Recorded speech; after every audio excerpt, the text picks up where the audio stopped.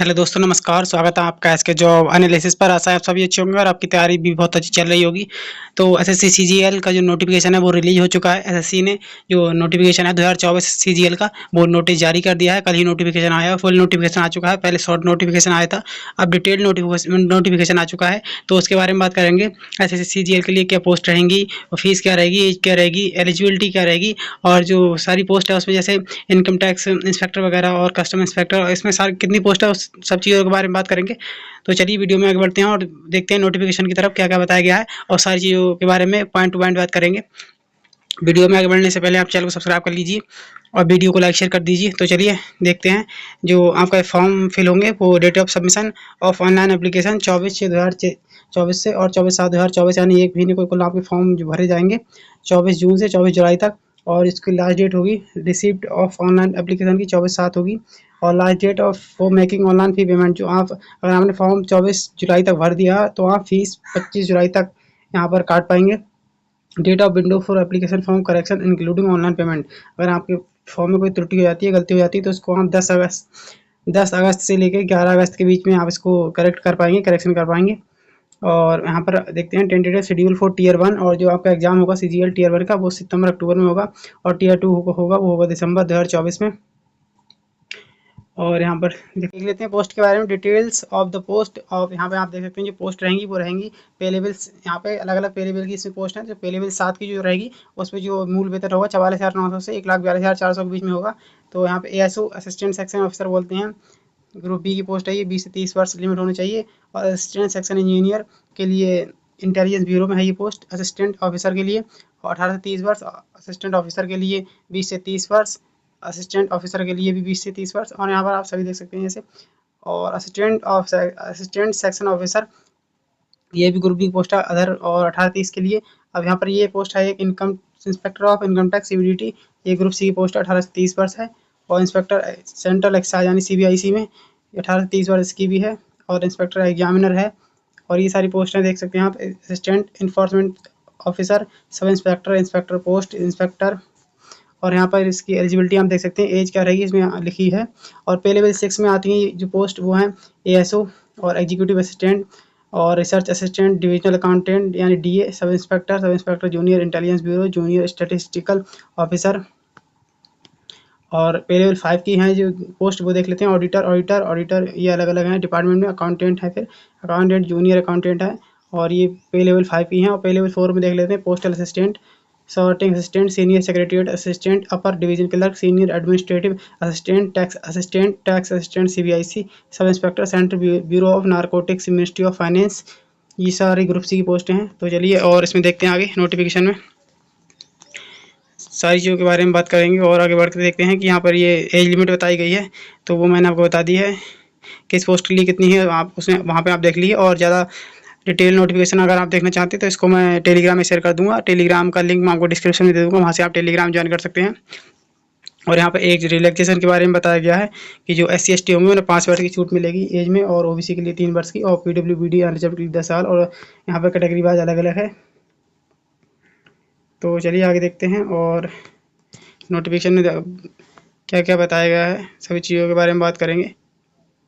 और यहाँ पर एसेंशियल एजुकेशनल क्वालिफिकेशन JSO है, junior statistical officer, bachelor degree होनी चाहिए आपके पास, और एटलीस्ट 60% मार्क्स हों आपके एट मैथ 12th स्टैंडर्ड में, आपके जो आपका 12th किया हो वो 60% मार्क्स से किया हो। और जो आपकी बैचलर डिग्री है वो भी किसी बैचलर डिग्री होनी चाहिए फ्रॉम ए रिकॉग्नाइज्ड यूनिवर्सिटी और इंस्टीट्यूट। इसमें कोई स्ट्रीम नहीं दिया है कि स्ट्रीम्स होनी चाहिए, सभी के लिए कर सकते हैं। अगर आप किसी भी स्ट्रीम से आपने ग्रेजुएशन किया है, अलग अलग पोस्ट के लिए अलग अलग क्वालिफिकेशन है कुछ।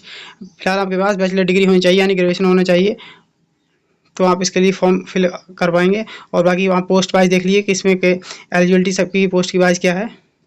और जो आपकी फ़ीस रहेगी वो रहेगी 100 रुपये। और जो वुमेन कैंडिडेट होंगे SC/ST के लोग होंगे और एक्सपेंशन में होंगे तो उनके लिए कोई फ़ीस नहीं देनी होगी, उनके लिए फ़ीस जो नील रहेगी बिल्कुल। और करेक्शन विंडो की मैं बता दी 10 अगस्त से लेकर 11 अगस्त तक आप जो करेक्शन विंडो है वो कर पाएंगे। फॉर्म में अगर आपको गलती हो जाती है तो एग्जामिनेशन सेंटर के बारे में दिया गया है, किस राज्य में कौन से सेंटर हैं। तो यहाँ पर देख सकते हैं हर स्टेट में वैसे सेंटर मिल जाता है आपको, उसके लिए आपको टेंशन लेने की जरूरत नहीं है। स्कीम ऑफ एग्जामिनेशन टीयर 1 होगा, फिर टीयर 2 होगा, कंप्यूटर बेस्ड टेस्ट होगा, यानी सीयूटी होगा, ऑनलाइन ऑफलाइन पेपर नहीं होता है इसका। अब देखते हैं इसके सिलेबस के बारे में बात करते हैं। टियर 1 की जो सीजीएल का टियर 1 एग्जाम होगा, उसमें जनरल इंटेलिजेंस एंड रीजनिंग आएगी, 25 क्वेश्चन आएंगे 50 मार्क्स के। जनरल अवेयरनेस यानी जीएस बोलते हैं इसको, जनरल, इसमें करंट अफेयर्स भी होगी, 25 क्वेश्चन 50 मार्क्स के। और क्वान्टिटेटिव एप्टीट्यूड यानी जो मैथ होगा वो आएगा 25 क्वेश्चन 50 मार्क्स के। और इंग्लिश कंप्रहेंशन 25 क्वेश्चन 50 मार्क्स के। और इसके लिए जो टाइम होगा 1 आवर होगा आपके पास, यानी 1 घंटे का समय होगा। और जो डिसेबल्ड लोग होंगे उनके लिए 1 घंटा 20 मिनट का समय दिया गया है। अब टियर 2 के सिलेबस के बारे में देखते हैं। इसमें पेपर टियर 2 है, लेकिन सेकंड पेपर भी 2 होते हैं इसमें।